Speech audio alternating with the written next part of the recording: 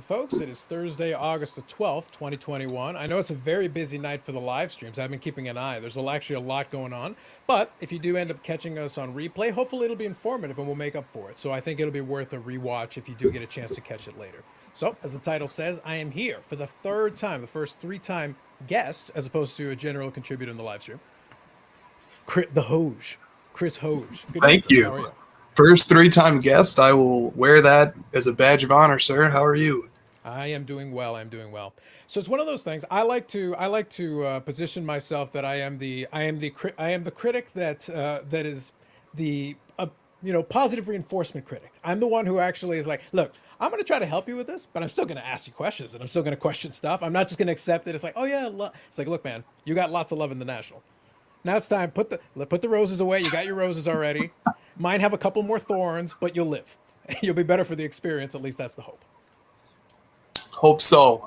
It is important that we do have critical thinking in the hobby. And, there was actually an Instagram post today that was quite divisive. It was made by Brett from Stacking Slabs. Did you see the post? I think, was it the one that Cardporn thought was about him? Is that yes. The one we're referring to? Okay, gotcha. Cardporn has a tendency to think many posts are about them, and maybe to their credit they are. But I don't think Brett's post was about anybody in particular, but it underscored something that is important. I think it is important to me in the hobby, which is, are we being positive for positivity's sake? Mm-hmm. And if we are, maybe we should rethink that. I don't think anybody's being scared away from the hobby if we make it our policy to do diligent research, ask difficult questions, and hold people accountable, and give people the opportunity to amend their points of view or amend their behavior going forward. So we're not overly strict, overly zealous watchdogs, but that we give people the chance to answer and then judge them accordingly. And I think we do sometimes in the hobby fall into this point of view where we're just, everything is blue skies, every glass is half full. And I don't really think that serves anybody's best interest at the end of the day. Even the people who see the virtue in extolling positivity at all costs, I don't even think their interest, which is helping grow the hobby, I don't even think that's served by doing that, because it gives cover to bad actors to operate. So I don't know. We already are off on a tangent here. I'm sorry about that. No, it's something right. And we're going to have a chance. So a couple quick things off the top. Let's do one handful of house cleaning things, and then I'll kind of explain what the main subject of the conversation is going to be about. So first of all, I want to thank Dustin, Personal Finance Dad. Last night I did the live stream with him on the video game. Some of you got a chance to check it out and enjoyed it. The feedback's been really great, and I send him a comment back, but I'm also going to ping him directly and thank him for coming on again, because it was a great conversation. I enjoyed it, and I'll be happy to have him back at some point to discuss either video games or something else. I know. Just make sure you have me on for a fourth time before he gets his third time, is all I ask. Well, that would be a second time. So if we get him on, that'll be a second time. I'm thinking a few steps ahead. Okay. Though. All right. He's catching up quickly there. Okay. Yeah, but I wanted to give him some praise off the top, because it was a great conversation. I enjoyed it. And then tomorrow I will be doing the regular live stream on Friday. That'll be 9 p.m. Eastern. They'll be hanging out, and as Bobby alludes to, we got to keep his seat warm, because he'll be popping on and we'll be chatting. So I'll quickly grab the comments here. So name Indigenous Rookie Card says hello, Carlos and Chris. Good evening. Hockey says, is this new feature a vanity product? We will get to that. We will get to the impetus of the new one, but we'll get to that in a second. But Hockey, you're thinking in the vein. We'll discuss that piece for sure. Ozzy Card Dad, good evening. Bobby says, keep a seat warm for tomorrow. No doubt, no question. Andy says, good evening. Absolutely, good evening. So let's just quickly scroll here. 357, hey, White Sox Field of Dreams. Yes, my buddy pinged me directly on that. So Chris wants to get to his football game. I got to get to my Field of Dreams game, so we'll keep the time. We'll keep it a little bit tight. We'll still cover the main issues, though. We'll talk through some stuff. Sure. Ink Paper Wax Collector. New name, but good evening. Bring on LaMelo Gate. There you go. Are you aware of that? Have you been following that one as well, Carlos? Not so much. I was starting to look into the alt one a little bit myself. That's kind of where my attention has been. And I want to touch on that a little bit tomorrow when I get a little more chance, but I'm not too familiar. I'm not sure exactly. Okay, you'll enjoy LaMelo Gate quite a bit, so I won't spoil it for you. Sounds good. And Sandra Sandor, good evening. And he joined us last week on the live stream, so it was a really great conversation with him as well. So good times. Okay, so the main topic of the conversation is going to be the new CL value. Talking a little bit about it. I made a video on it. I reached out to Chris to let him know about it, but he didn't get a chance to watch it. That's okay. I'm going to reiterate some of the key points, and we're going to talk through them anyway. And I'm going to follow with exactly what we talked about, but I'll let him speak to his piece of it. Off the top, you follow instructions, and you will be rewarded. All I asked from when I gave the announcement was, as I said, if you have a multi-part question or a little bit more elaborate, I said, put it in the comments so I can look at it and figure out what the heck you're asking me. And if you do that, I'm more inclined to be able to accommodate you. So we're going to start off with that one. I'm going to read it verbatim. I'm going to read it exactly as it's written here. So I'm going to give it to Chris. The majority of it, I would say, is a Josh question, but we'll still present it anyway, and I'll let you speak to whatever part you're comfortable speaking to, but whatever you feel like saying. So this one is from, channel favorite, Card Ladder fanboy #1, and Card Ladder mascot, Ziggy No. So this is your question, Ziggy. Don't say I didn't read it. I'm going to read it verbatim exactly as you wrote it. All right, so here we go. But can you please ask Chris to address this concern? Josh and Chris are vocally critical of top 5 picks, so this is obviously in various avenues, including crossover. Just adding some context for folks as I read this. People selling picks, etc. Can you ask them about Josh's howtocollectcards.com website with Chris as his reference? So you were a testimonial on that. So that is a website where there was a course. So I'm just giving context as I read through it. They never disclosed that Josh has been publishing books and selling a how-to class for $197, and he sells a monthly newsletter for $15. Seems hypocritical and a conflict to have a data platform and side business selling picks.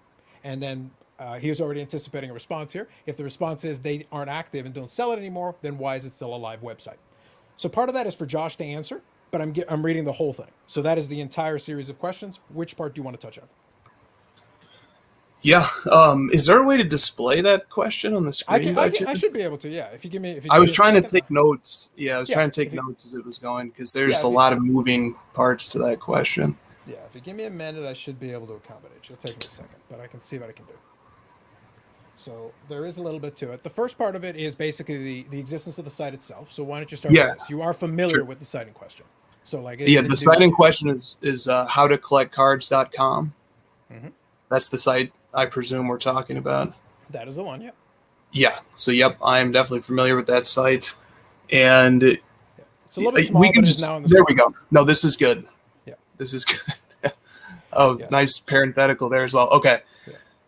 Please, so one quick thing for context while you're reading it. One quick thing for context I'll include in here is that the site itself was the subject of a Cardboard Chronicles episode where he did an entire question. Entire episode based on it with his business partner. And I want to say it's 37, and it's probably got about 3,000 views in it. It's about 2 years ago. If you go check Cardboard Chronicles, go look in there, type in how to collect cards, and you will find that. Sure. It is part of his channel. Great point of clarity there. Okay, so Josh and Chris are vocally critical of top 5 picks. Yep. Generally, that's true. Not all. I would never endeavor to make a blanket statement that anybody who makes any top 5 picks is doing anything wrong necessarily. I think people could name their top 5 favorite cards, and I think that would be excellent content. So the idea that somebody's making top 5 picks, I don't think there's anything inherently wrong with that. I think naming your top 5 picks could be a perfectly admirable project. Then he says people selling picks. Now we get to a different topic because if people are selling investment picks, that's a road that is fraught with ethical concerns. Mm-hmm. Now, quick side point. Part of the reason for that portion of it is that at the time of how to collect cards, again, this part is more of a Josh question.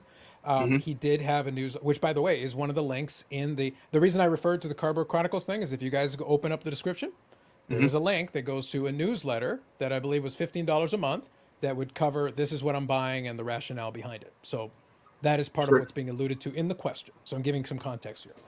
Yeah, sure. So I mean, people selling picks, that's a road that's fraught with ethical potholes. Mm-hmm. And generally speaking, I am not in favor of selling picks, of selling card picks.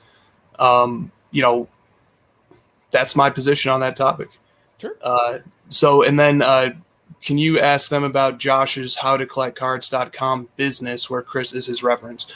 So I can only speak this is only my ability to speak to these topics, but with me as a reference, I mean, I would challenge that I am the most vocally supportive reference of Josh in the hobby, and I always will be. He's my best friend in this hobby. I think he's brilliant. He's my business partner. So can I ask you a quick question? I'm completely on board with where you're going with it, and I'll let you finish the thought. But let me ask you a quick question, just off that. Sure. That part of that, I think, and again, I'll let you finish that thought. But that part, I don't think is in doubt. And whether you felt that the course itself was fine at the time that it was being done contemporarily at that time, that's perfectly fine. The question that maybe I would pose to you, now that you are business partners, now you're no longer people that knew each other. Oh, hey, can you check this out? Yeah, actually, I think it's really good. Oh, would you do a testimonial for me? Absolutely, no problem. Now that you're farther along at this stage, now you are business partners. So is that something, again, I always refer back so that we're always clear. There's nothing illegal about that. There's nothing, you can discuss the morality of it or not. That's perfectly fine. My thought process was, and I conveyed this to you, if it was me, I would leave no room for questions. I would be like, as soon as we're in business, you know what? I stand by what I said at the time, but my name on there doesn't make sense on something that is a product now that you're selling when we're working on something else. Because now we have a business relationship, even if at the time we did not. The timing is different, but there's still that perception that now we have a more direct connection. Do you see what I'm saying? Sure. Well, so when was the all right, let me say a couple things on that. Right. I've personally I rewatched the video today, my endorsement video. Sure. And the video is an endorsement of Josh. Yep. Which, like I said, I mean, that endorsement has only grown stronger over time. I did purchase the How to Collect Cards video series, and I strongly endorse that as well. I think that video series is a terrific collector tool. It came out over 2 years ago, I think about 2.5 years ago now. And content-wise, I'd say it's better than just about any card collecting content I've ever seen on YouTube or otherwise. Okay. It's very well produced. It's extremely thoughtful. I don't know if it's still available or not, to be honest with you. That would be more of a Josh question, but that I can, just from the part where your testimonial is. So I guess the answer would be to this.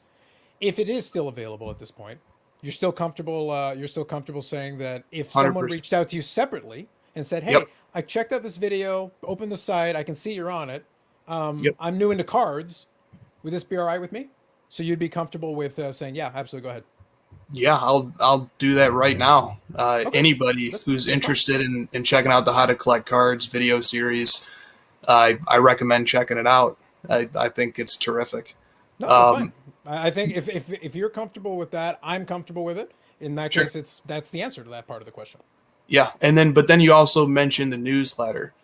I'm not familiar with the newsletter. I do know that it exists, but I don't know when the last time it was sent out.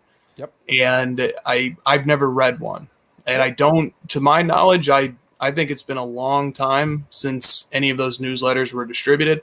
But I have to leave that one up to Josh. If you have a newsletter that we could look at, I could give you my personal opinion on it. If that's what people would be interested in, that's fine by me. But in terms of generally speaking, I think I've made my point of view on that pretty clear. If somebody's saying, hey, look, come behind a paywall and see, these are the cards that I'm buying and this is the reason why I'm buying them. That's not my style. Not a huge fan of it. And I don't want to speak for Josh, but I don't really think that's his style either. But maybe his opinion on that changed at numerous points over the period of history. People do amend their opinions and they do change their approaches. And I do think that there is a tasteful way to convey information to people. But again, it's a road that's fraught with ethical potholes, and it has to be managed very carefully. And, by and large, I just think that you can educate people, and the time and resources and production that it takes to create educational tools is certainly valuable. And I don't think that there's any conflict of interest or ethical problems with somebody teaching something and being paid for it. We have a system here in North America called the university system that operates on that model. And I personally am one of the biggest fans of our university system as it exists. Now, whether that university system is paid by governments or it's paid by private individuals or it's paid by scholarships or grants or loans. Okay, this is the part where I stop the filibuster. I have no issue with where you're going with it, but we've got other ground to cover. I got you. I'm just I'm trying to make the point here that I have no issue at all with people packaging knowledge and delivering it to people and charging a fee to do it. I think that's completely fine. But I think it gets really tricky selling investment advice. There's levels of it. There's a spectrum to it, and some of it's worse than others. But I'm not a fan of it. I get it. So I'm comfortable with that portion of it because the rest of it, to be fair, is more of a question for Josh to answer. Because a lot of the machinations behind the scenes, what it is about, and in terms of where it went, when it was, when it wasn't, that part is for Josh. But as far as the part that you could answer for, you still endorse the course. You're comfortable with the idea of courses. By the way, a couple of weeks ago, if you guys check out Beckett, had on a former Beckett employee who's doing a Udemy course. Similar thing, how to collect sports cards. Same concept, not called exactly the same thing, but it's same principle. And I don't have an issue with the course itself. The selling picks, I would advocate against it. That is my stance. I stayed on it. But there you go, Ziggy. You have received and answered your question. We look forward to your correspondence. Oh, let's just see if there's anything else here that didn't get addressed. So, they never disclose that Josh has been publishing books and selling a how-to class and sells a monthly newsletter. So that sentence, I think, has a number of errors. The first being they never disclose that Josh has been publishing books. That's false. I think Carlos himself pointed out just a few moments ago that Josh literally has an entire episode of Cardboard Chronicles dedicated to discussing the fact that he has published a book. Well, it's not really a book. It's a how-to class. I think the book that he's referring to is a dictionary that Josh wrote of terms. And I believe he was giving that away for free. And again, I think that was widely disclosed. So we have what there is a false statement of fact by the author of the question. Mm-hmm. I know your tendency is to pick it apart, and believe me, as someone who makes really long videos picking very specific things apart, we do have other ground to cover. Okay, all right.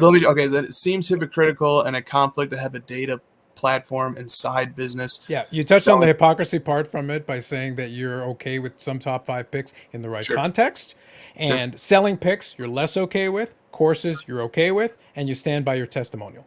Yeah, and I think the hypocrisy and hypocritical, these are important concepts, an important point.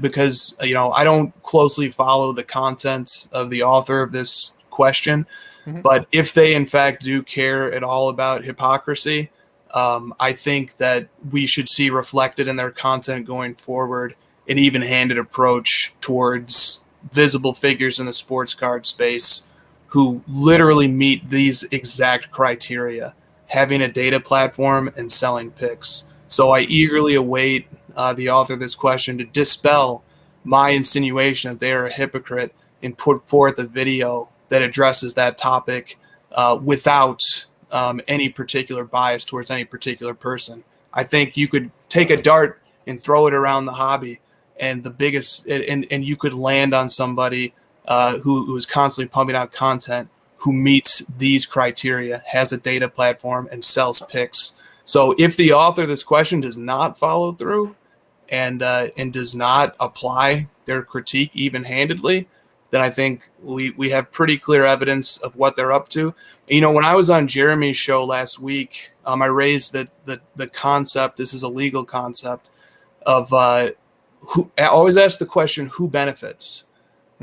So when somebody is doing something and they're doing it in a totally biased fashion, always ask who benefits, who is the beneficiary of this bizarre behavior pattern, what master is being served, and I think we'll just leave that there. And then the last part is, if the response is they aren't active, they don't sell anymore, then why is it still a live website? That's a Josh question. That's a Josh question. That's a Josh question. Okay. Yeah, because he's the one who controls it. He has more stake in whether the site is live or not. Sure. But no, that's fair. Listen, let it not be said, sir, out there, that you did not get plenty of airtime. So now you got clips and everything, and you got the whole 9 yards. Look, I kind of wanted to step in a little sooner, but I kind of like the mudslinging back and forth. It's kind of fun for me. I'm not going to lie to you. And I did. You could say whatever you wanted. I left it open to you. But thank you. Anyway, but let it not be said that I did not cover it off the top.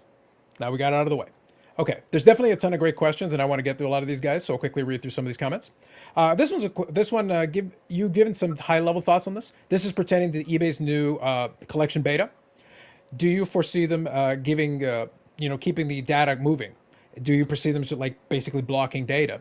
Because eBay would be incentivized to do that. It is kind of a unique space because your competitor Market Movers interviewed the lady from eBay, and it's an interesting thing because they're sponsored by eBay. So it's one of those things that it's kind of this weird middle ground with the data piece. Do you have any concerns about eBay closing up shop on part of the data? Well, to the extent that eBay is in fact offering a data tool, and eBay is sponsoring, I can't verify this, but allegedly eBay is sponsoring a data tool. It's not. It's not alleged. Literally on every episode, they are sponsored by eBay. It's commercial at the beginning of the episode. So I don't consume that. I don't consume that content. So I will answer that question. Yes, they are sponsored by eBay on several of their episodes. So if that is in fact true, it's not a very strong endorsement from eBay of that data tool. If eBay then simultaneously releases what ostensibly is a competing data tool, I find that curious and interesting. In fact, it almost seems the word of the day. There seems to be some conflict there, but I don't know. I'm dealing with the data as it hits me real time. In terms of eBay keeping sales data in house, I don't know. That's the question for eBay. But I think eBay, generally speaking, I'm going to say something very nice about eBay. I think eBay is one of the most important platforms this hobby has, if not the most important, and it's a very simple reason why. When people get into the hobby for the first time and they don't know where to start, eBay is eBay is the starting place. eBay has sold and completed listings that can help you get a grip on what stuff sells for. eBay is a universally known, globally known brand for selling things that even when I got back into the hobby for the first time in 2016, when I returned to the hobby in 2016, at that time, I was familiar with eBay, but I was not familiar with the sports card market as it had evolved from the 90s. So eBay was the bridge that gave me the confidence to be able to do deals and transactions online. So I think eBay as this global brand is very important, and eBay has a very important role in being the source of comps for many cards, and being the place that people get their start. So I encourage eBay to continue to do what's in the best interest of the industry and of the hobby, and I think if they do that, they'll also serve their own bottom line. I think there's a harmonious series of actions that result in an outcome that's good for everybody. So that's kind of the extent of what I have to say about eBay. Mm-hmm. Sure. So quickly, I'll get caught up on a couple of these comments here. Hockey. I can't believe this question is real. Oh, it's real. It's in the comment section, guys. Whenever I pull one of those, just so that you know, it's always in the comment section. You can always go look it up yourself in the video. But check it for yourself. Dude, no picks sold there. No, fair enough. 357. If gamblers are winners, why would they sell picks? That's all you need to know. Fair enough. With the population of cards, so bless and breaks, good evening. With the popularization of cards and companies trying to churn that money printing machine until the screws fall off with F1 tennis and all kinds of obscure having cards. I assume there was a second half to that. I cut it off on you. Sorry. Okay, so Robert here. I says, I don't see a difference between selling card picks and promoting cards on your own via top 5 lists for free. Both are ways of promoting cards the content creator wants to go up.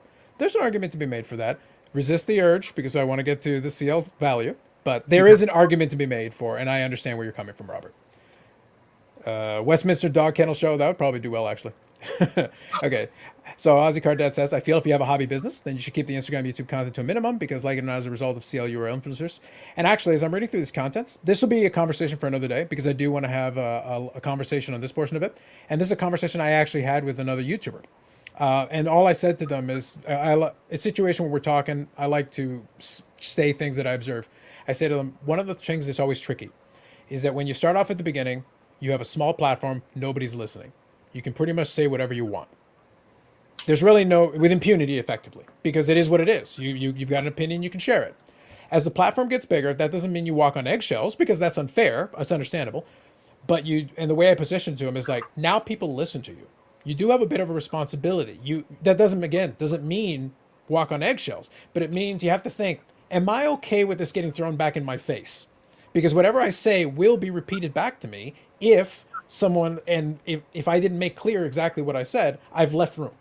And that's why I say, like, the bigger the platform, the more careful you do have to be with what you say. And it's unfortunate because you do still want to be able to say what you want because that's where you started off. But eventually it's like, okay, be a little more careful. And when you're in a business in the hobby like you guys are, it becomes even more critical because when you guys have the crossover, I have watched a lot of the episodes. You guys are very fast and loose. You're having a good time. You're relaxed. You're doing, and you're kind of hanging out with the chat, going back and forth with them.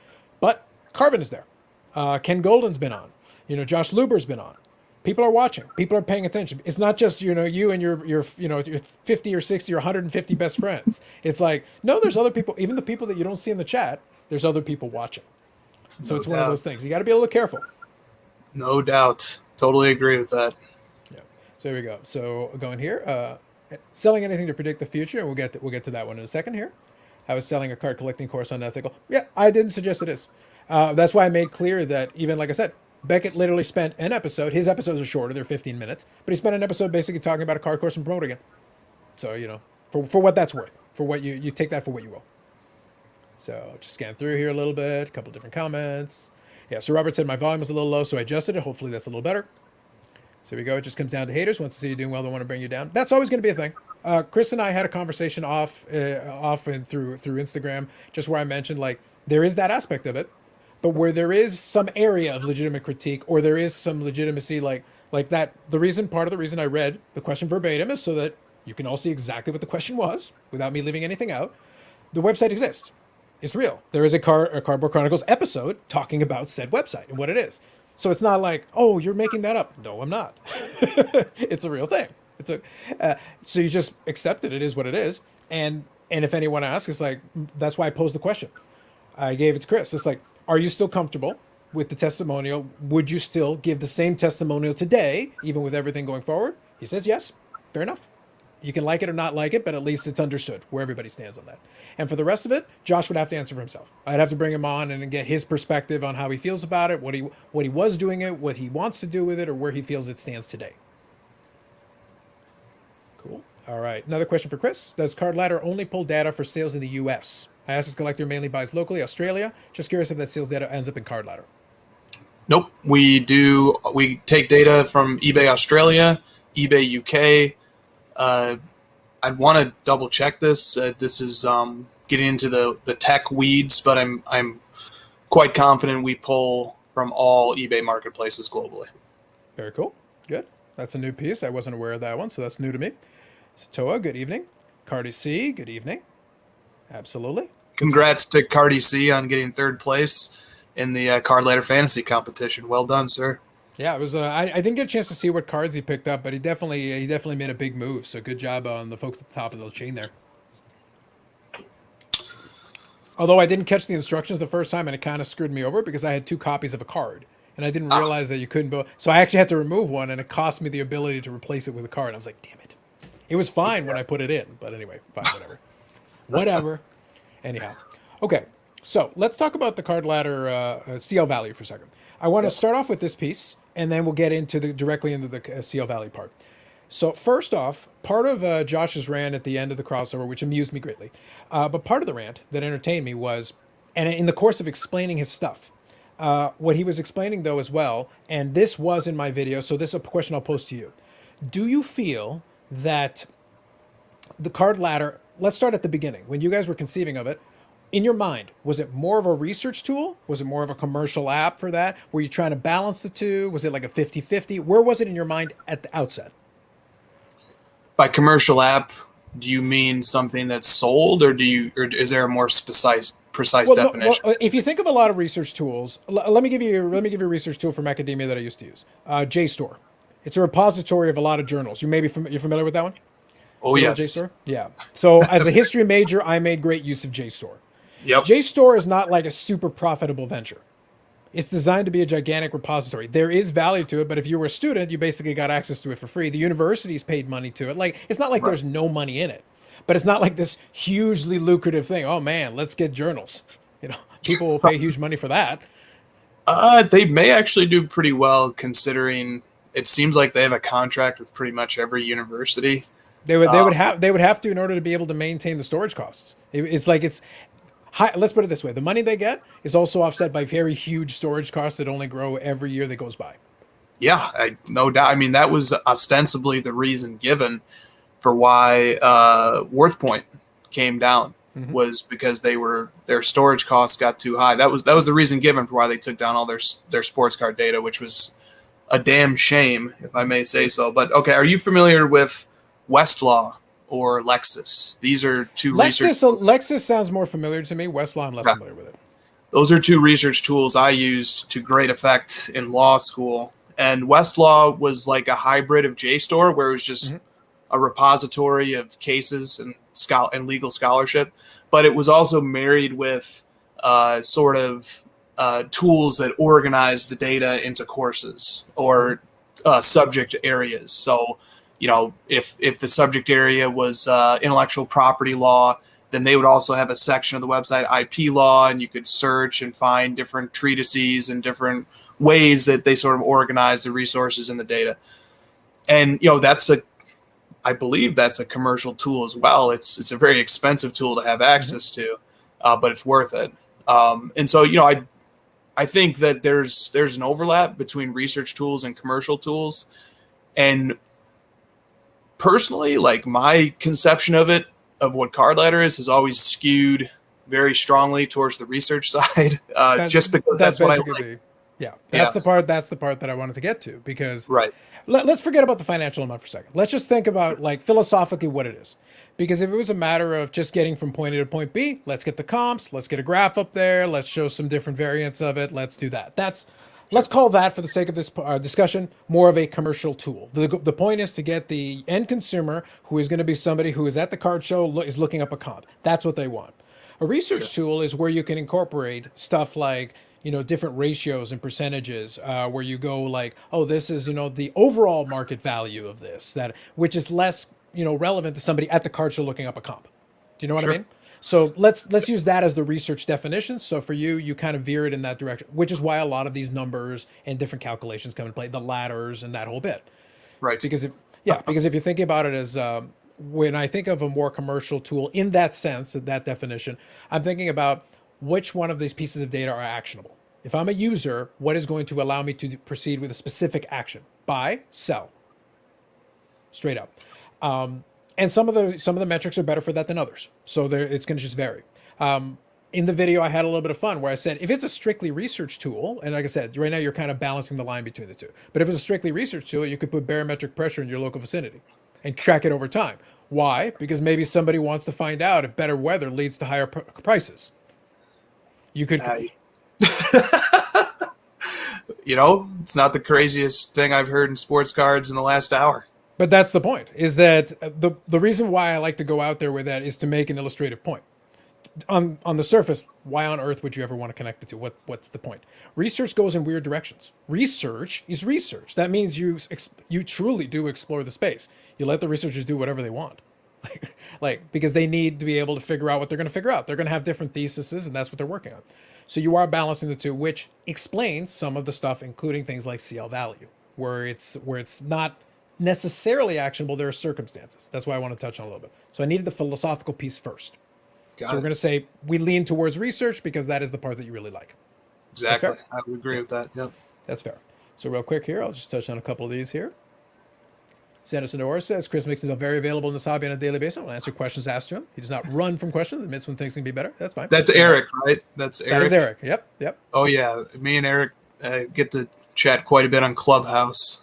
So. Yeah, well, he mentioned that we had him on. We did have him on the live stream last Friday with Bobby and myself. I caught a little bit. We had a lot. We had a great conversation. It was a lot of fun. It was good stuff. So here, Bobby says, WorthPoint equals worthless. Bobby's a fan. Courtesy adds some other ones. Infogator, Bloomberg, Fativia routers. Absolutely. Thompson 1. Absolutely. So here we go. Hockey Hunter says, I know card ladder straps have the most accurate sales history in the market. Do the clientele demand this? A noble pursuit, be it leaves a small index of cards. So let's touch on the first one. If you feel that based on the feedback you've gotten, most folks that reach out, do they appreciate the specific, the data sanitization that you guys do, that extra layer that you add into it? And then I'll talk about the index of cards after, because that's going to play into the whole player index thing. Sure. I mean, I think they do. And, at the risk of sounding like I'm tooting my own horn, The philosophical decision we made when we first started building the site, which would have been over a year ago now, the philosophical decision we made was we're going to get every possible data point for a card that has sold going as far back in history as we can. We're going to take the time. We're going to dig all that stuff up. We're going to vet it all. And any single data point that you see on Card Ladder, a human researcher who is knowledgeable about sports cards said that belongs there. Now, some people questioned it then. Some people still question it today. Is that efficient? Is that a proper allocation of resources? Wouldn't it be better to create a larger margin of error, automate processes, and instead of adding 30 or 40 cards to the system per day, add 100 to 120? Wouldn't that be a better outcome? But I think as time goes by, and now eBay is offering a collection beta and a data tracking tool that has their sales history going back a year. Now eBay is the polar opposite of Card Ladder. On one end, you have Card Ladder where like every single card has its own picture, has its own profile, has references, links to the specific pop report, has a curated, vetted data set. Whereas eBay is the polar opposite of that. There is absolutely no curation whatsoever. You punch in a search on eBay or you buy a card on eBay, it goes into your purchase history or your search history, and then eBay just takes your search and says, here's all of the other items that meet these search terms put on a graph over the last year. It's the polar opposite. But the reason why I bring that up is because other entrants into the data space fall somewhere on that spectrum, but none of them endeavor to do what we're doing.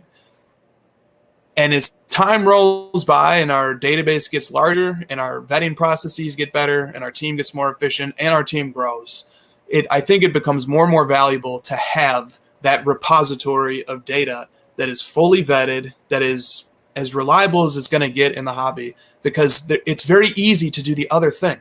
And other people can come in and do the other thing. And eBay has even begun automating it and doing it for you for free. So I think we're pretty confident and happy in the route that we've chosen and the value that we add and the value proposition that a data set like ours provides, and that there is no way for somebody else to sort of shortcut their way to it. You just have to do the hard work and you have to stay on it consistently. So that's our philosophy, is that we want the best data. We want the depth of data. We want the entirety of the data. And then once the work is done, it's there and it's good to go. And we launched with 500 cards. We have over 13,000 now. By this time next year, I expect we'll have a multiple of that. I don't want to say too much about plans or what we're doing, but I look forward to expansion, but never at the sacrifice of the quality and integrity of the data. Mm-hmm. Fair enough. So quickly, I'll touch on this one. Do you have any plans to make Card Ladder more locally based, as in different ones with conversion rates? We do convert. So any price that's coming in from Australia or the UK or Canada, we do convert those prices. But I guess what he means is, and you can correct me, Aussie Card Dad, after. I think what he means is if he's looking at, say, something sold in US dollars and converted to Aussie dollars. The other way. No. Yeah. So this would be like a feature like, hey, I'm looking at it in my local currency so that I have context for what I'm looking at. Look at my American narcissism on display there. I just assume that everything is translated to my pricing. But that's a very good point. You're not the first person to ask for that. And, let me take that one back to the team. This is not the first I've heard of it. And I think it could be a valuable tool for our users and non-America.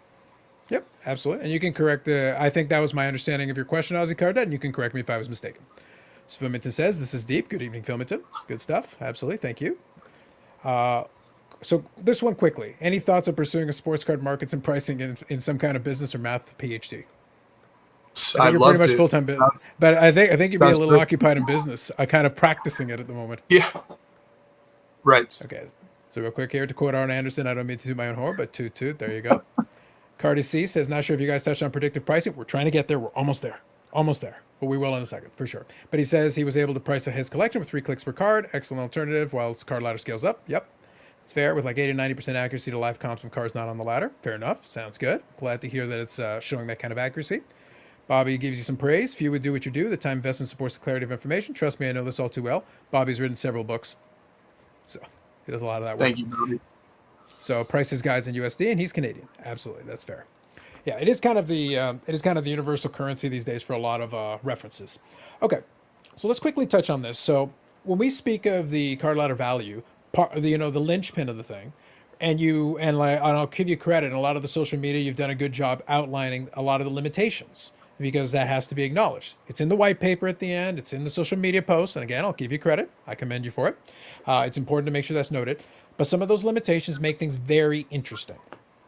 So let's stay high level because if somebody wants to read the white paper, they're welcome to it. And some folks did, which is why I'll incorporate some of their comments in as I go. Now, I just want to make sure I'll quickly scan through. Understand who they envision being the target audience. We talked about that a little bit. You do lean the research heavy side, which explains a lot. That actually covers a lot of ground. So that's good. I just want to scan here. Yeah, so that's one of them there. And I'll come up to this one. Jim here did a very good job with that question. Perfect. Let me quickly scan here. Yeah, that's what he meant. Perfect. Awesome. Glad we covered that, Aussie Card Dad.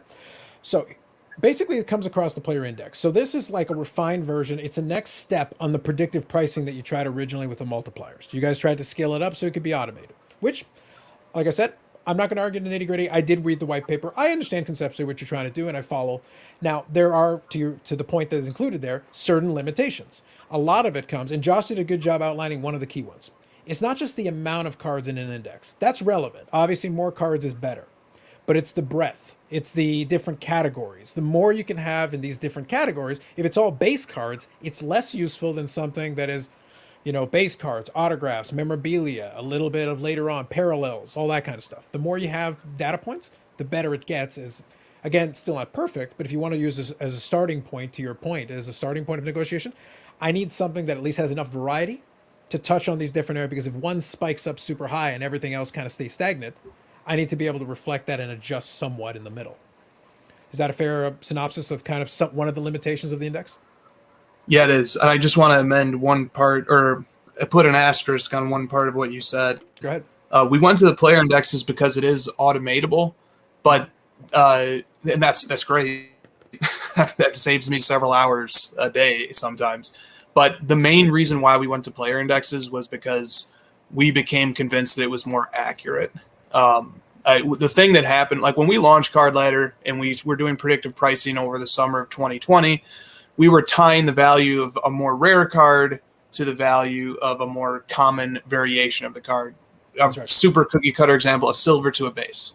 Well, what happened, especially with like the exceedingly rare cards, like the gold prisms as compared to a base, or even the gold as compared to a silver, it suddenly became widely divergent markets, and the direction of the base cards and the silvers as the population counts went up, those market caps stayed pretty strong, but the price of the individual cards went down, whereas the price of the rare items of the same player were going up.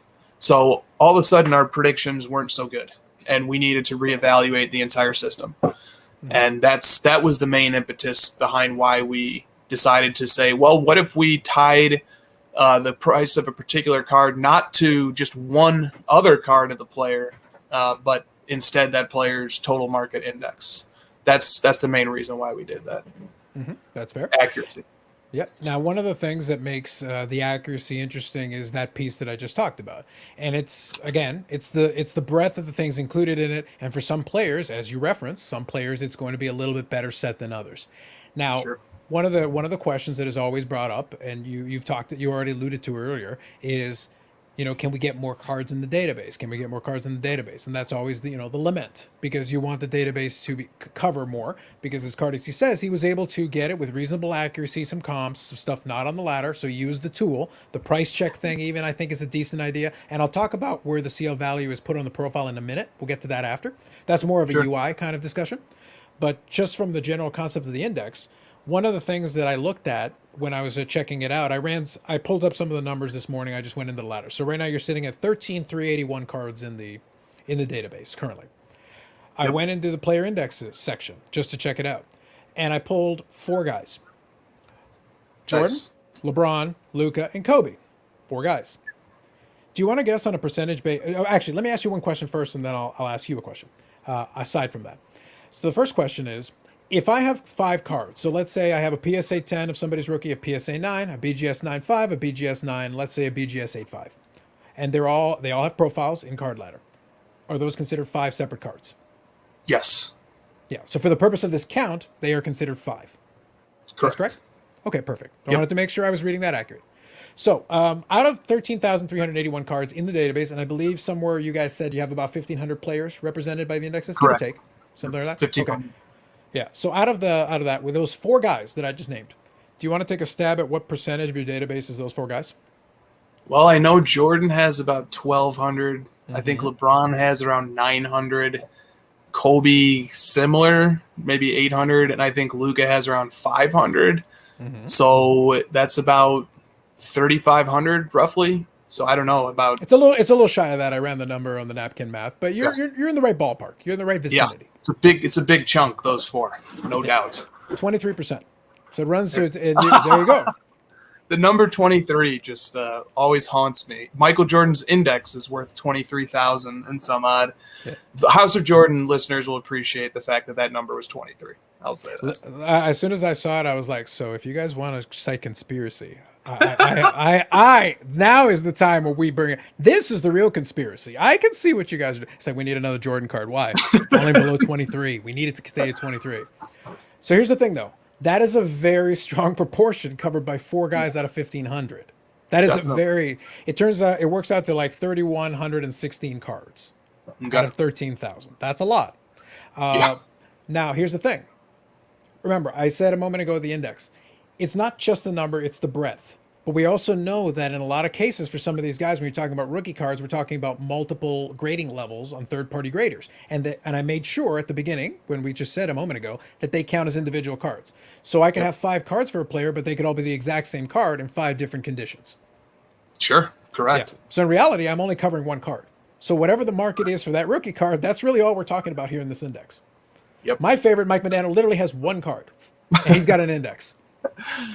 Yeah, that's not exactly comprehensive. No, and so let me pose an obvious question that kind of answered itself, but let's get it out in the open. So, do you think I could use the Mike Modano one to measure things in price check for rare cards? I wouldn't. I wouldn't use it. I would use it with great discretion. I would say, look, there's one Mike Modano card here. I think that the Modano card is probably, his most visible card. I say that not as a collector or in any way knowledgeable about the Mike Modano markets. So to that extent, there might be something to be said about that card sort of representing some level of sentiment about him. So it might make it not totally useless to think about that card as a sort of index, but my level of confidence in a total market index that has 1 card is not high whatsoever. Yeah. So it's one of those things where the CL value on it is going to have a high confidence level because it's frequently traded. There's 1,000 of them. So it's not like they sell all the time. Now, as a guy who is familiar with the market, he is the player I collect. I have a pretty good gauge on market prices. I can kind of figure, I can eyeball it. Yeah, I've gotten pretty good at it over time because I just buy so many. When you would literally have thousands of cards different for the player, you're going to get a good gauge on the market just from memory and experience. Sure. So I ran 2 cards through it just for fun. One of them, it was about 50% off. Okay. Just because I thought it'd be very funny. And the other one, it was almost bang on. But it was a buy it now, and if the guy had doubled the price, I would have paid it. So it's like you kind of lucked into that one a little bit. Not exactly. The seller didn't realize what they did, and I did, and I hit the buy it now. Better to be lucky than good sometimes, as they say. So that one hasn't sold in 3 years. Ah, okay. Well, that's interesting. Yeah, go ahead. I'm sorry. Well, yeah, not only is that an interesting case study, and I think a good one because you want to test something like this at its absolute weakest, and it's very weak. The system is very weak at its absolute weakest. But every day on the dashboard of the app, we publish this thing. This is probably the overall accuracy percentage, if you will. Yeah. The accuracy. And this would reflect the sales that happened yesterday. If there was 2,069 sales reviewed and verified yesterday, and of those 2,069, each one had a percentage accuracy with respect to what the CL value is, and what the item actually sold for yesterday.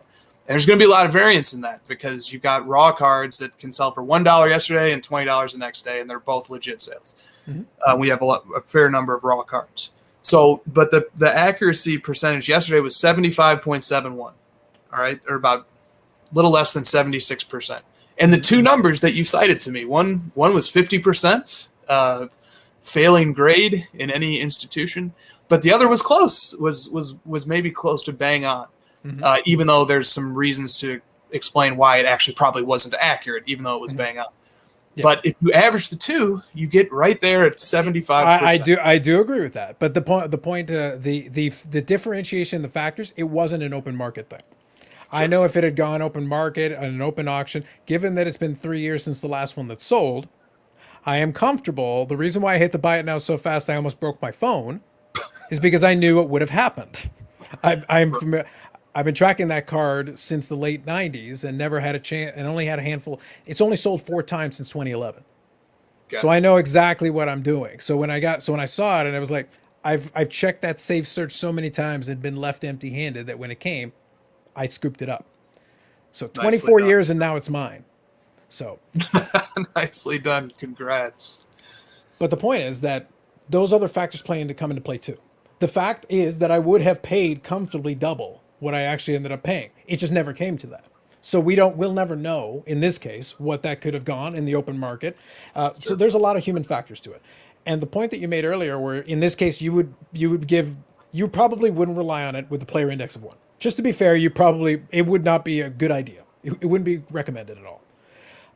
And I can see Courtesy puts in, and I'm with you, Courtesy. I just want to make sure we talk about the limitations, and we'll talk about the areas where it's done. Because talk about Bergeron Future Watch, price prediction said it was 1,500. Again, the CL index has 1 card, recognizes as perfect and override when needed. I get you, but you have a good understanding of it. I have a pretty good understanding of it, and I read the right paper. We're the minority.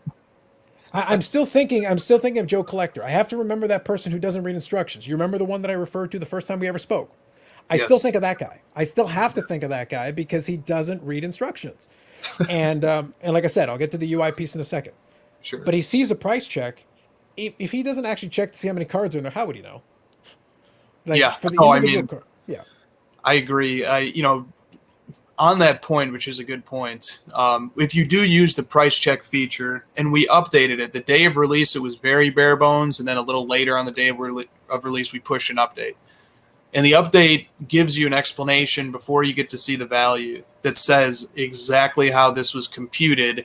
And I think it says it in a sentence, which is to Josh's credit, being the pithier of the two of us. So, at a certain point, disclaimers, no matter how easy or visible they are, or instructions, they do just get overlooked. But I think the price check feature, I'm open to suggestions for ways to make it even more transparent or obvious, the calculation being performed. But there's literally a screen before you get your calculation, or rather, once the calculation displays, it says, like, this is, this. It basically explains, this, you put in a price on this date, that value of the player's total market index was this on this date, the value of the player's total market index today is this, and that's how you got this projection. Yeah, so this is more of a Josh question, so I'll leave it to you take to him. What I would want, so like I said, I want to speak to the limitations so we're clear on what is what and what you can do with it and what you can't. So just so we're fair. If it was up to me, I would want a minimum threshold on items in there before I have an index. Like the concept, if you want to play around with the concept, by all means. And my statement has stayed consistent on this point. By all means. Once we establish that it is clearly at least a large part of research too, because that is where your passion lies, fair enough. Go ahead. But then my statement is always, let's make sure we protect the less informed so that we make it easier for them to not accidentally walk into a zone where they're not paying attention to that. If a player has 1 card in there, I just don't see the value there being there for the index. Whereas Michael Jordan, yeah, probably reasonable. LeBron, sure.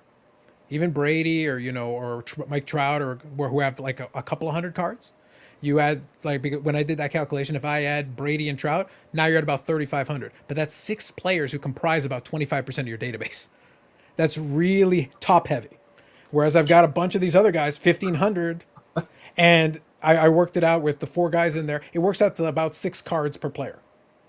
And that Sure. includes multiple variations of some of these where it's like, well, that isn't very helpful if I'm Sure. just getting Yeah. multiple copies of that rookie card. Yeah, it's a good point. I'll think about that. The risk would be that there is predictive value in those indexes as well, and then we're discarding them. But in other words, there's an empirical question here. There's a question of philosophy.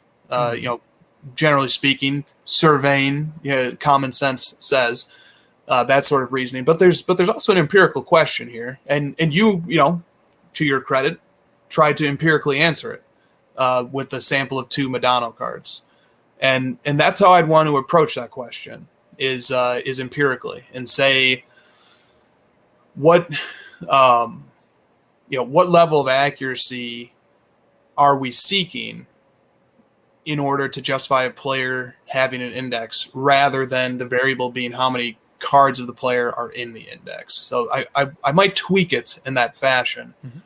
But the point that there is a place at which the level of accuracy that a player's total market index provides is just insufficient for the purposes of allowing a price check feature relying on that particular player index is a good point, and it's one worth thinking about. Yeah, it's one of those things where going back to the original idea again, it's not the number of cards, but you have to have the variety.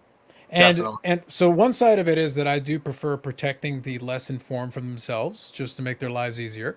And we'll talk about the UI piece. I'll pull up a profile here so we can look at it together. But the other component of it as well is that on the other side of it, if you want to kind of resolve that problem, then it would necessitate not a data scrubbing exercise, but rather let's see who the weakest ones are. And let's at the bare minimum try to see if there's a way to fill in some of those gaps. At the end of the day, the people who are paying for it should get priority in terms of requests. But that Sure. doesn't mean there can't be an exercise to be like, okay, look, you grab 2 or 3. Let's add 1 or 2 cards from some of these folks that literally have nothing. They've met the bare minimum. Let's grab something from them. Let's canvas a little bit. Hey, what can we add here that is, what's some nice memorabilia card we can add? Let's add something in here to at least give it a little bit of that variety that enhances the usability of the index just a little bit and fill in some of those weaknesses, because you're only as good as your weakest links. If it's LeBron or Kobe or Jordan or one of those guys, I'm not too worried. But if it's some of these other guys, it's like, unless you're checking the number of cards, there's not a lot there.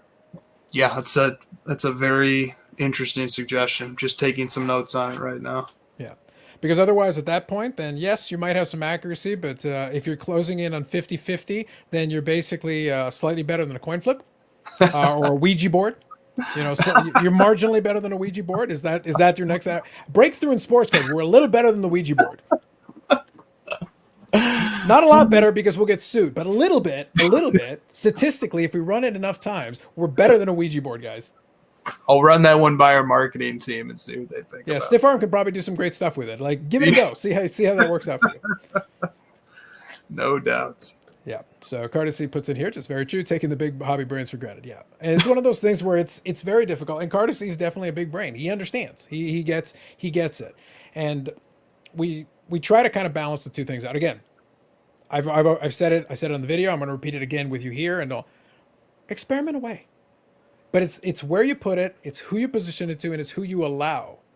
It's who you allow to do. It's who you allow to use it in this way. Because the uninformed using something they don't know what to do is like, I'm not going to give them a blowtorch if they don't know how to use it.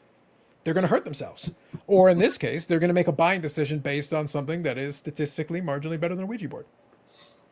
Well, we don't want either of those, blowtorch or Ouija board buying.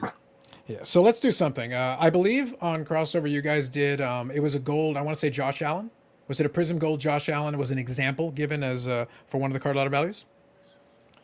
So I'll check here. Sounds right, but yeah. So let me see if I can grab this. I want to see if it's here. Yeah, gold out of 10. Perfect. yeah. So let's do that. So I'm going to use this example because this is similar to one. If you guys checked out the Crossover, this one would be familiar to you. So let's keep it apples to apples. Why not? Let's do that. And I'll kind of explain where, again, the whole player index thing, I've made my point. Like I've said it. Good. At the end of the day, though, what will always help, and you already know this, is getting more cards in the database. I just Yep. propose a way to target certain things. If you want to pursue the index thing, then you need to specifically target some of those to improve its accuracy for the players that are the weakest. If you're going to keep the index for all those people, you need to help them. Because otherwise, you're going to be waiting for somebody to ask, and that could take a long time. Yeah, it is a balancing act because we've democratized the card adding process to some extent. So we like to add from the submissions list where possible. Although we also have been prioritizing adding complete sets, like the Kaboom. Right now, one of the research projects is adding every Kaboom card ever made. With the project before that was adding every Young Guns rookie from every hockey upper deck product going back to 2005 that has at least one graded copy somewhere. So like we do projects like that. Mm-hmm. You know, we do projects like that too. But it's striking the balance is, always a task. Mm-hmm. So, but your point is well taken. Yep. So real quick here, Mr. LAGN here says a suggestion for submissions. Maybe instead of 1 vote per card, maybe more weight can be given to sports or players with less cards on the ladder. So that could be a way of giving like a little bit of fairness to it, because otherwise the most popular players are going to get voted up. That's just natural. That's the whole thing with democracy here. Who's most popular? Or who's the hottest at this moment? Like, that's how it's going to work. That's why you get really top heavy. Certain guys just have, tons. Yeah, sure, go ahead. Give the price check a go with those guys. I'm less concerned because you're probably not going to get burned too badly. You're probably reasonably close for those guys. For other ones, not so much. So Hockey Hockey says, I feel like anyone that recognized Chris on the street would have zero disdain for him except for one person. Allegedly. Who knows who this could be? So Zaggy, yes. At some point, you and Josh need to delegate in order to scale up. So any job openings, but yeah, you already know this. At some point, there will have to be some scaling happening because the database can't stay out. There's too many cards out there. You know that. You know many. So Zaggy has made a good audition here exactly tonight and on Jeremy's show last Saturday night. So look forward to that application coming in, Zaggy. There you go. Make sure to use the rec photo. There you go. You've already got it there. So Amish Dave Archer, good evening. There needs to be a card of the real Josh Johnson. He collects Josh Johnson. Card ladder. Luckily, the substantial sales recently could fit in. So Josh Johnson, the pitcher formerly of the Marlins. And I think the Blue Jays. I take issue with this real Josh Johnson. Hey, he's a Josh Johnson super collector. He was in Beckett for that. So he's got published credit. That's all I'm saying. All respect to Amish Dave. There you go.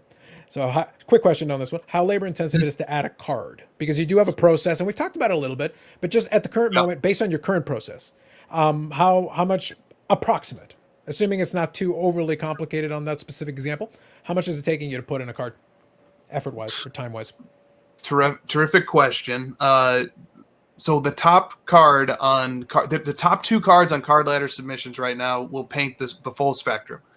The most upvoted card right now is the 1975 Topps Robin Yount 223 PSA 8. The Robin Yount and PSA 8, really, eh? Interesting. Yes, okay. That's the number 1 upvoted card. And when we add that card, we're going to add it in every PSA grade. Okay. So to add the PSA 8, given that that's a card from 75 and it's probably fairly high population, I'm guessing, given that this was the grade that was upvoted. I'm going to say that card could take 20 to 30 minutes because it's going to require vetting its entire sales history. That might even be a conservative. It might take closer to 45 minutes because that card's going to have a huge sales history. But the other side of the spectrum, the next most upvoted card is the 2019 Prism Kobe Gold BGS 9.5. But there are no Kobe's in card ladder. How will we make out? This is terrible. Well, this is a perfect candidate for the price check feature, right? Like that, but it got upvoted, and so that card will come in, assuming it has a public sale. And I would bet that card has 1 or 2 public sales at most. So the level of vetting required on a card like that is minimal. So a card like that can be added in 3 minutes, 4 minutes, something in that ballpark. So it's very dependent on how robust the card's sales history is. That's to answer that question. Okay, that sounds fair. Bobby, you know this is true. We need to enhance the Medano offer. I'll send you a list. You should send a list. I definitely jotted down. We need some Madonna memorabilia cards. It's embarrassing. I will bury you in Medano memorabilia cards. Do you have any? How many? I have boxes of them. I've forgotten how many I have. Wow. You could start the Madonna ladder, I suppose. I probably could, and I would be the only one who would use it, appropriately so. Well, me and one other guy. I know there's another Medano super collector out there who's got an excellent collection. I've seen it. Very good. Okay, so let's use this Josh Allen as an example, kind of my point. So Sure. let's forget about Chris that works at Card Ladder. I'm showing this to you for the first time. You're looking at it. This is always the analogy I use, just to be clear. Okay, forget about the CL value because at the moment you don't know what that is. Mm-hmm. I'm asking you to look up a price on a card. You punch in this card in. What's the first thing that catches your eye? The dark green 25,000 figure. Cool. Now remember, you're the guy who doesn't read instructions. So the little thing beside it, you're not putting your mouse over it. You're just looking at the big green number. Yes. You know there's a thing underneath it. Josh made the point that it's another data point. And I have no issue with that. I'm not going to push back on it. But it's always what I say. This is the supermarket analogy, right? There could be a lot of stuff on the supermarket shelf. All of it could be perfectly good. And it could be equivalent quality. Like, we're not knocking what's on the shelf. We want all this stuff on the shelf. But what is your eye drawn to? The thing right about at eye level, the stuff that's easy, that's right in front of you. That's what you reach for because the supermarket wants you to see it there. That's where the eye needs to be drawn. But actually, you would get an equivalent product of equivalent quality at half price if you look 2 shelves down. What you want is actually down there. It's not far. You just have to look down a little bit. Something just down. If you look just a little bit down, just a smidge, just say underneath it, for example. Again, it's not the be-all and end-all because it's not a regularly traded card. This is a better candidate for the whole CL value. Regularly traded cards are going to be about the same. So it's if it's traded all the time, it might be a couple percentage points off, but it'll be pretty close to bang on. That's not harmful. I'm less worried about that. Sure. But for stuff like this, you've got your calculation based on the Josh Allen market. But if 9 of them are being hoarded by one guy, that factor completely throws it out the window. This could be the only one that is floating. And if the other people know that, well, I think that one guy has 9 of them. Oh, shoot, I better go nuts. And it goes on Golden, and Golden promotes the heck out of it. And maybe he features it or whatever, for whatever reason. Josh Allen is playing great. The market goes up, yes. Turns out this card is a lot tougher for the people that understand and are willing to throw the money at it. And all of a sudden, it falls out of whack with the ratio. Like, it doesn't work that way because it's got its unique case study. Yeah, I totally agree. And I think, well, first of all, the most pointed feedback that we've gotten in a handful of instances is that the CL value is dramatically undervaluing certain cards. For certain cards, that might be true. I tend to agree. That's fair. I look at this one and I have to think that 25,000, just me personally, my judgment as a collector, if I was walking around the floor of the National and somebody had a $25,000 price tag on a Pop 3 2018 Prism Gold Josh Allen rookie PSA 10, I would try to find a way or tell somebody who had the funds available that's a pretty interesting price on a gold prism of one of football's very best prospects at the quarterback position. So to me, that CL value seems quite low. It's the best methodology I think that we've got though, because like the way that this works is it's taking that last sold price of $18K on January 17th, 2021, which it's about 7 months ago, a little less. It's taking that price and it's applying the ratio that held to the Josh Allen total market index on that day, and then it's extrapolating based on how much his total market index has grown. This would probably clearly be a case where his total market index has grown to a much smaller degree than the value of this card probably would have grown. But the only way that we've figured out so far to try and guard against this is that when we do construct the multiplier, it's only the last sold. So like, I'm not sure if this Josh Allen card, this Allen card, it looks like it has 2 sales. There was a best offer accepted of $1,200 on January 5th, 2020. But we're only going to use the most recent comp. And other than that, because that addresses that point that you were making, that like the market for one card might be moving in a different way than the total market index for that player is moving. And so we say, okay, well, I think the best we can do then is just take the most recent comp, because like that's going to be the closest we can get. But and to your, I'm not taking away from your point that there is a real risk of user error where they don't look at the confidence meter that's below the price. The confidence meter has only 1 of 5 bars. It's the absolute lowest confidence level that we assign. They may not look at that, and they're definitely not clicking on the white paper link, and they're just kind of looking at that value. Yeah, and also kind of let's bear in mind that confidence link is based on the recency of sale. So you could have the card like that Medano PSA 10 where it trades regularly. So for a confidence meter on that card, the confidence meter would probably be a 5 out of 5 or 4 out of 5 because it's traded all the time. But there's only one card in the index. Right. So like, and if you add a second card in the index, that doesn't fundamentally fix the problem. It helps, but you'd still be in a situation where your confidence meter could be bang on because it's trading all the time. But that isn't a reflection on any kind of index you apply to it. Yeah, I don't disagree with that. Yeah. So the only thing I would throw in here, and this is like same as I mentioned before, so Aussie Card Dad kind of mentions what I'm referring to as well. But he goes, as a collector, I would try to buy it at the last sale price, not the CL index price. Which goes back to what the guy said, where like, again, fairly, it is another piece of data. And I'm not opposed to another piece of data. And I hope I've made clear that I'm not. But my statement stands when I asked you that initial question. What draws your eye first? So my question would be, I know you guys are happy with it, proud of it, and excited about it, but what would the difference have been if this card ladder value had been right here and you just swapped the two positions? Keep the data, but swap the positions. It's a good question. I do push back on that, but I will take it home and think about it. But I push back on that because I think, generally speaking, with this card as one of many case studies, the CL value in this case is going to be closer to the market value than the last sold value is. And I think that's kind of what the judgment call that we've made boils down to, is that, personally, I think if this card ran at golden, it could get close to 6 figures. There's a Patrick Mahomes equivalent Prism PSA 10 with PWCC Premier right now that's on target. Well, who knows what it's on target to do, but it's well into the 6 figures right now. And I'm not saying Josh Allen is anywhere near Patrick Mahomes. What I'm saying, though, is that people are going to look at that comp and they're going to say, oh boy, these rookie Prism Golds of the premier prospects are going to come onto more radars than they currently are on, probably.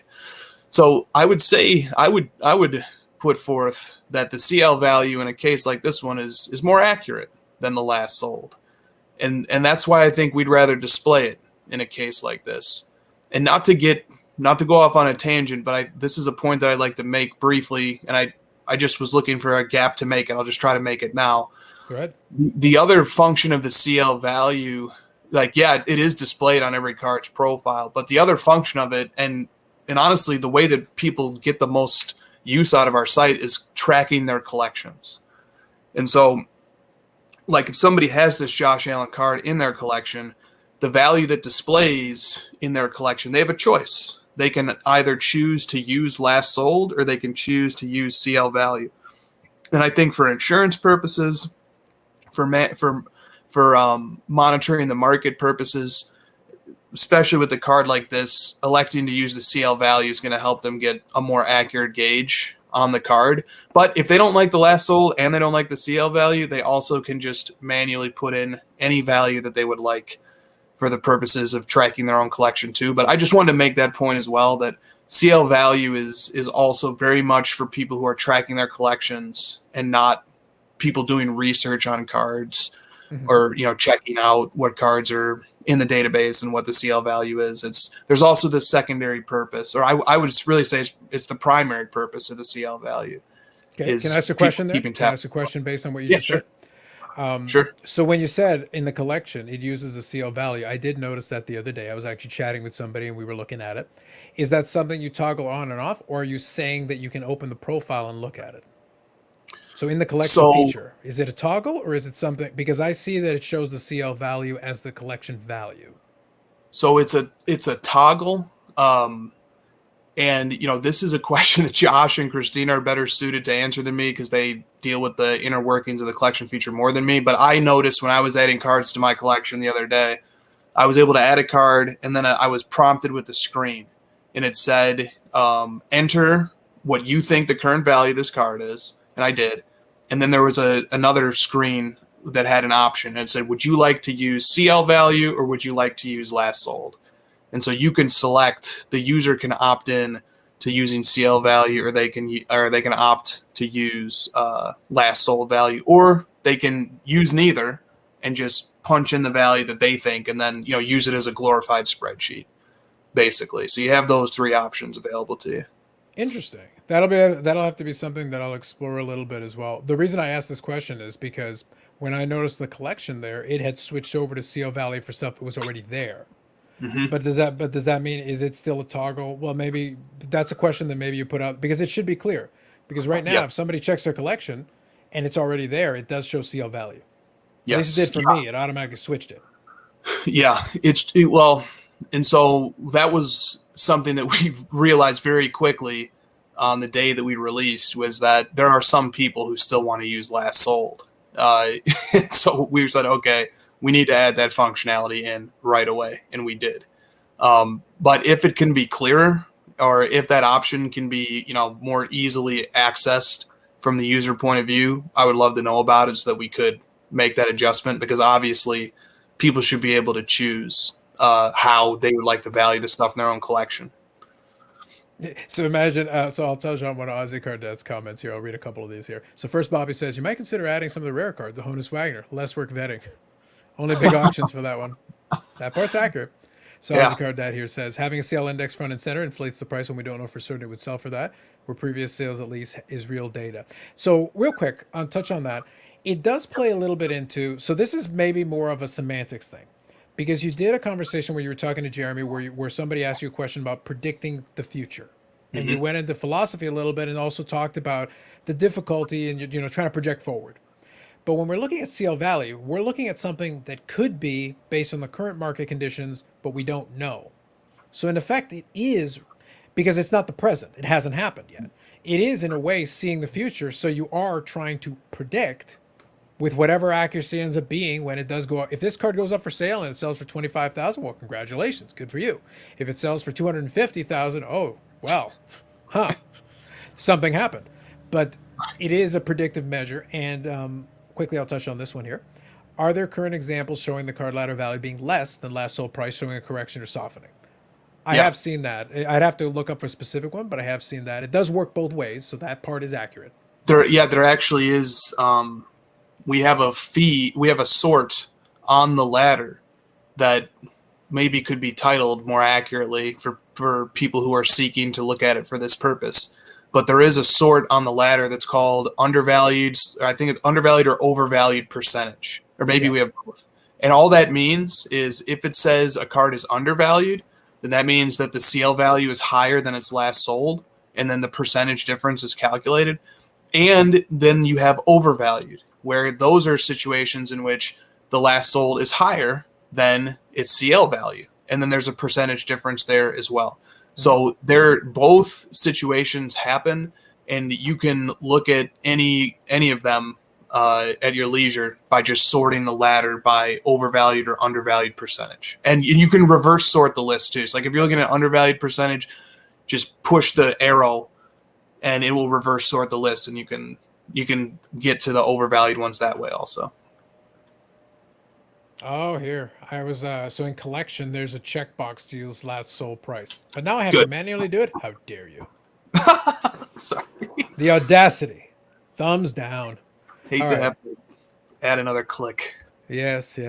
Okay, so Ozzy Cardet. And I'll actually play it to his point as well. So you mentioned a moment ago at the beginning, when you're inserting cards, you have the option to choose CL value or whatever. Let's assume you've got a hot player in there. So CL index seems like an ego boost for you. I'm going to choose the lower number? No, to the moon. I'm rich.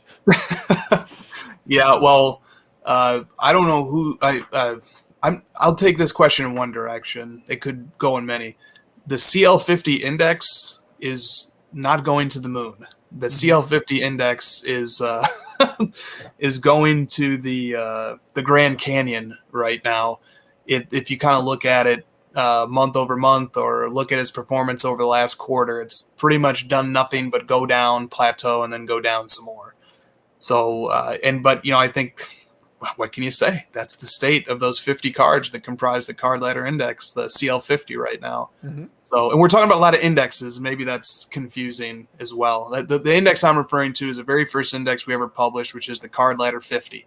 It's just, it attempts to be a representation of the total, of these 50 cards. In some sense, they're a meaningful cross section. They feature like 7 or 8 different categories, and hopefully they're giving some insight into the state of the market right now. But that index, I don't know if it's able to be displayed right now, but that index has been ticking down pretty much nonstop. So I don't think that's stroking anyone's ego right now. I'm not sure if that's the index that was being referenced, but well, I think he was referring more to the individual card, because if you do have the choice between the two, and let's say it is a card that sells infrequently, and the projection would be that it would go up, it's one of those things where you could choose to have higher numbers if your player is trending upward. Sure. Yeah. So there, hence the ego piece. So real quick. Yeah. Just be careful. There's 2 edges to that sword, because when your player trends down, all of a sudden, you can end up with a price that's below the last sold. Yep. So quickly, there's a couple of really good comments here that we'll kind of wind her down on, just to keep track of time here. If someone is using card ladder, it already means they're wiser than random person. I can understand that sentiment, and we always like to think so. I do still try to think, because this is something you can take away with yourselves. I would love to see if you guys have done any research on maybe researching clicks and things, kind of to see what the use case is of the quote unquote average user. Because in a lot of apps and websites, you can do stuff like that. Be like, okay, look, we've got all this stuff. How much of it are you actually looking at? How much are you actually clicking on? Like, which sections are being clicked on more than other sections? And that's stuff that can be researched and found out, and you'll get a better sense of what the quote unquote average user is doing. I'm trying to think of the guy at the card show who's like, look, I want the least amount of clicks on my app to get to the last couple of sales. And if somebody asked me how I use this stuff, I'd say, even with the percentages and everything, I literally just go, show me the last couple of sales. And I'm scanning through, let me see the last 10 or 15, get a gauge in my head. I could do some quick napkin math. All right, this is kind of the range we're running in. Okay, cool. That's the way that I use it.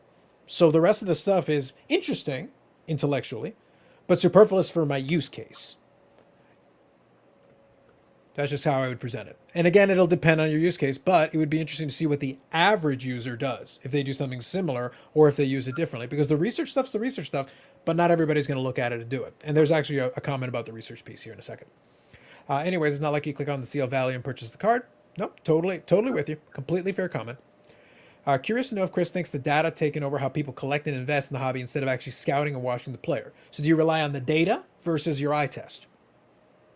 Yeah, I mean, well, I don't want to take this question in an overly pessimistic direction, but I think first with soccer last year and then with F1 this year and the UFC, people are opening boxes and investing in cards and collecting cards of sports and athletes that they maybe have never watched a game of before in their lives. So, yes, I think that this is happening to some extent. People are playing markets without much regard, if any, for fandom of the sport. And philosophically, axiomatically, I think that is opposed to what the lifeblood and the foundation of the sports card market is based on. I think fandom plays a huge role. I think in order to properly understand this market, you have to understand the emotional pushes and pulls that sports fandom can create in all of us as collectors. And so when people are attempting to strictly play markets and they're overlooking the fandom, the emotional, the irrational component of the market, they end up having an enormous blind spot. And, but by the same token, data matters. And I think there are smart, savvy people out there who understand things like population reports, who understand transaction volume, who understand trends, who are pretty good at guessing where things are going, and who are playing markets based strictly on data. And they're probably doing pretty well. Yep. Now, it's always going to be interesting because I use the poker analogy on this. That when some people are looking at the market, there are folks that will rely on the math. They'll look at the situation, the board state, what's going on, what cards are in my hand, what cards are on the board, tendencies that I look at this player. I'm calculating these things. Another one will go by feel. They'll be like, if I bid up right now, Chris is weak, he'll fold. He could have great cards, but that's my reading. Both can be successful, but it's two very different approaches to the same problem. And this will be a conversation for a subsequent conversation. But one of the things that I always think about is that data is good because it does give you information to go with. And if you know how to apply it and use it, I think it's a useful tool.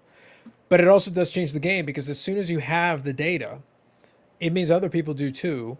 So now you're not really playing the man anymore. Now you're playing the man and you're trying to figure out what the man thinks about playing somebody else who's trying to figure out this same problem. And you both think you found the same weakness in the market, but if you both react to it, it's not actually the same weakness in the market. So the price reacts accordingly to that same thing you just saw, while somebody else who's kind of off in their own world, they're not even paying attention to data, could be off over on the side. And actually they happen to come upon the right thing because everybody was focused on this specific data weakness they saw. Well said. I like the pot odds metaphor as well. That's good. Yeah, there's a lot of things that actually fall into a poker metaphor. People would be surprised. It does work quite a bit. So Hockey says, and this kind of summarizes the point that I was getting at. I still feel like as though a lot of these features are for funsies for Chris and his love of numbers, which there is an argument to be made. There is an argument to be made.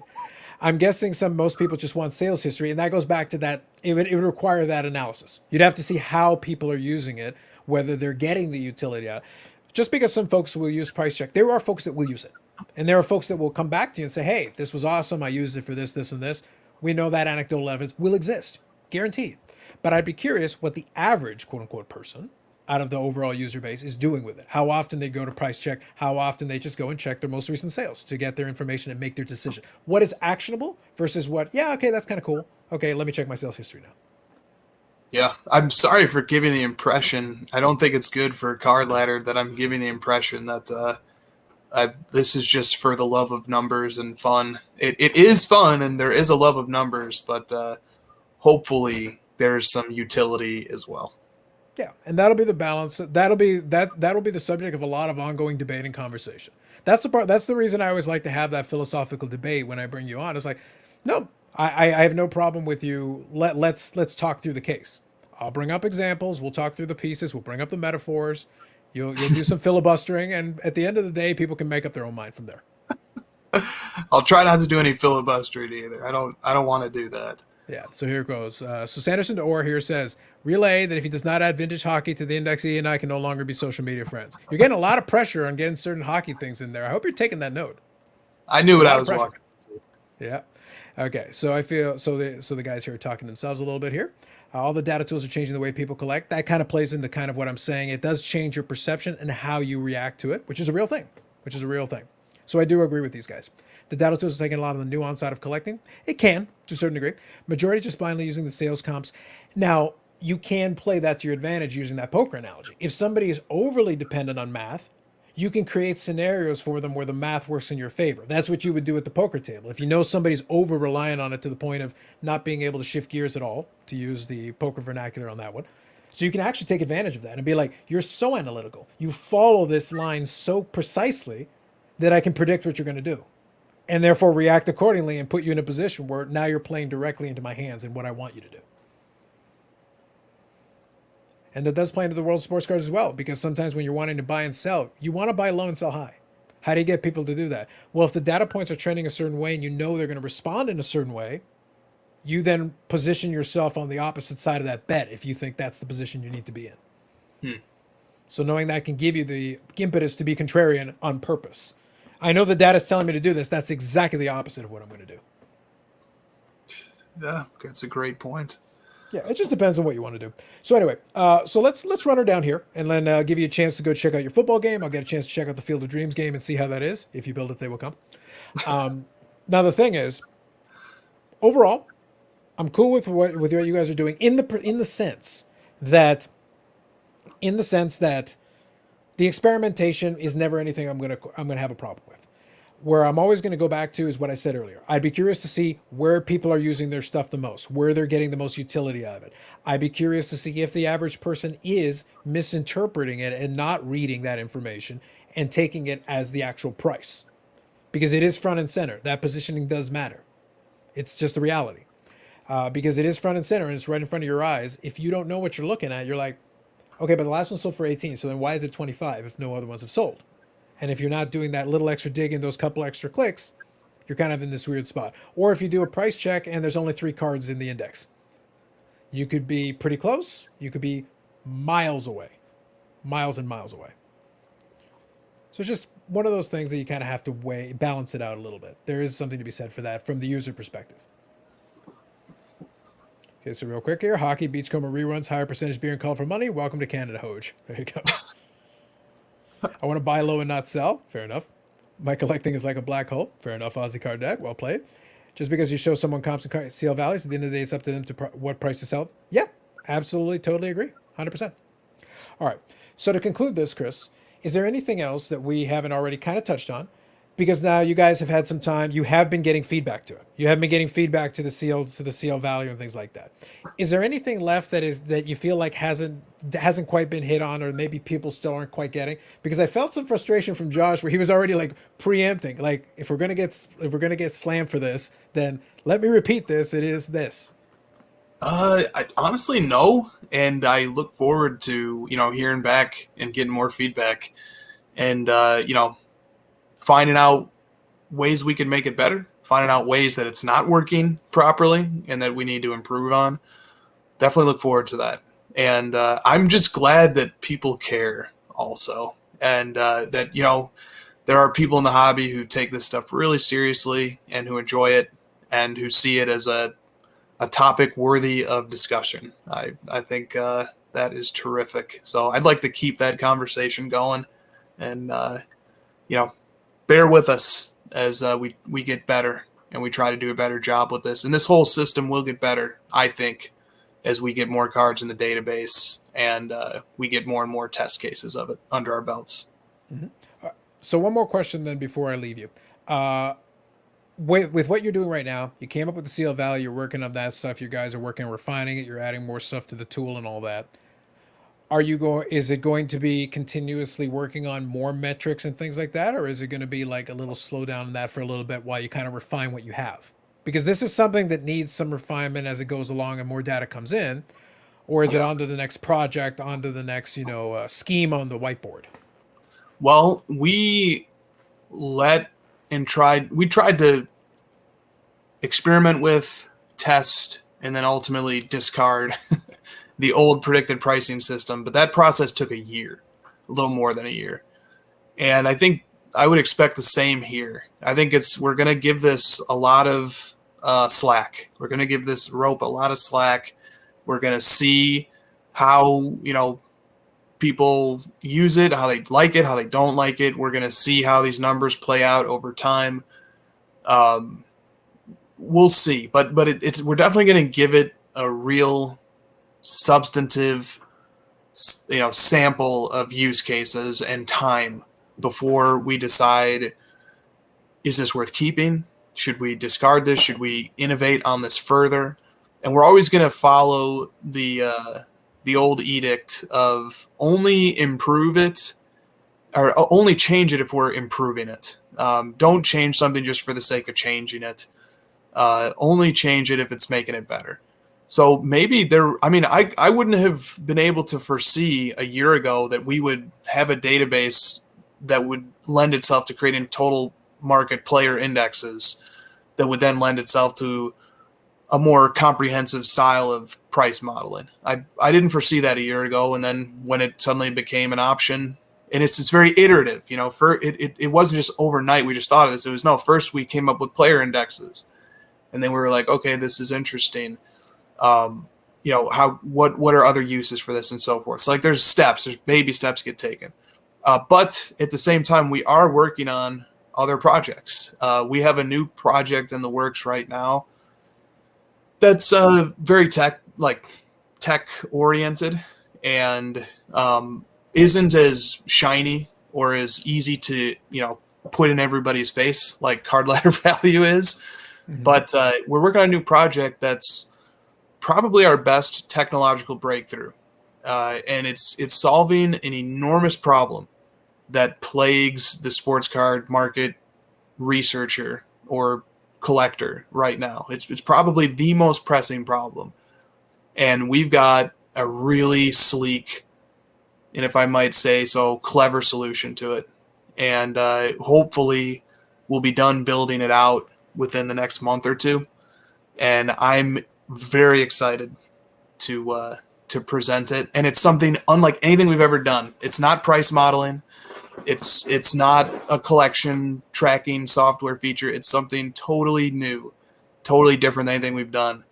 And I think it's going to be our most valuable feature add-on to date. And it speaks. I don't want to even give away anything else, but all I'll say is it speaks, Carlos, to your point that you were making several points that you just give me the hard data. This is in that vein. But that's all I'll say. My team will have there's the tease. And now prepare your critiques in advance. We have them pre-written. We are prepared. No, that sounds good. So we'll grab a couple of these last comments because there's some folks that did appreciate you. So we'll quickly grab these here. Great. So Ozzy Card Dad, who asked some excellent questions. Thank you as always, Ozzy Card Dad.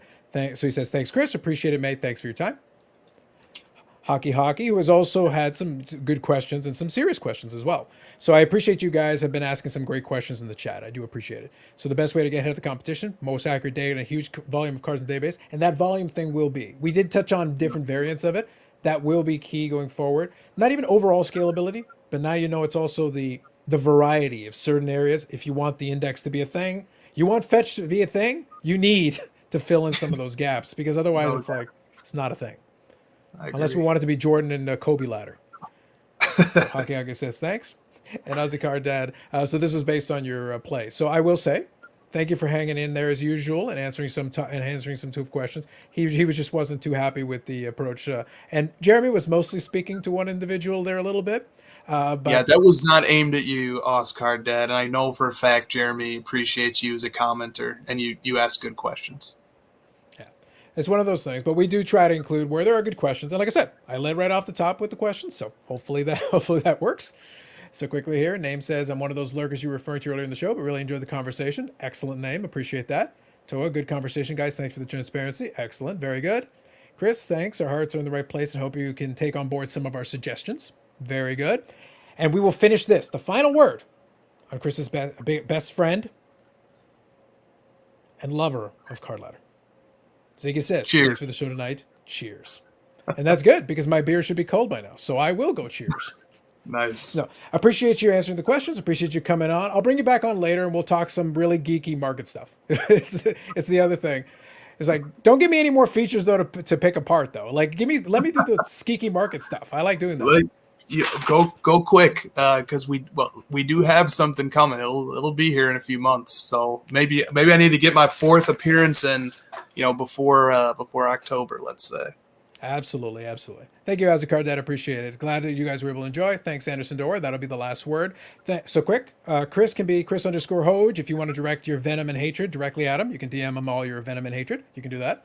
And cardladder.com is where they're doing the thing. That's their shameless plug. The big check and sack of money is forthcoming, I think. I think that it keeps getting lost in customs. I was promised things. It's in the mail. In the mail. Well, then I'll never get it. Was it delivered by ComC? Because then I will never get it. Yeah, it's coming along with top loaders. Oh God, then I will never get it. Truly, I will receive nothing. Fantastic, excellent. No, good stuff. It's always good. It's always good to have the conversations and have some fun going through some of this stuff. We will always have critique, but at the end of the day, it's in the spirit of hopefully making it better, and that's always the angle that I try to take on it. I said that to Chris the first time I brought it on.